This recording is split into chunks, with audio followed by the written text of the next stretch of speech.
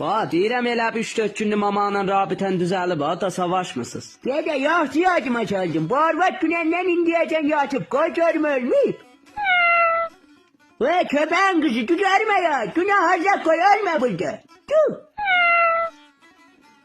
Caca boya geçtiğin zat dayı, ben de külfet dayım, ha senin nahay koyan. Seni ele koyacaktım o zaten evinde töğlede kalıp turşuya sen almayacaktım. Çünkü biz söylede kalıyorduk, siz kalınca hiç müsteyak da değil. Değil abi senin bedenin cizi. Gene bundan seni edep verir. Götürün kabahat, kim kime hedef verirsin?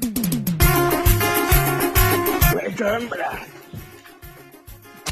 Vay dedeye yandım arvası yana sen yandın. Gel bu da bir bak. Vay dede arva kulaklarım Yaşlı sıkıştı. oldu. Dayan görüm o mecmihane.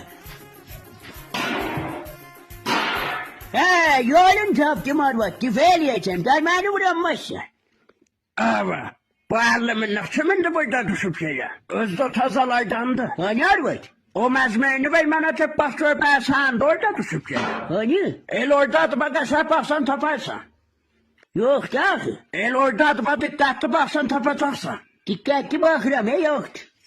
Vay dedeye. Bir de o tifalaydan eleme, elvi iş verir.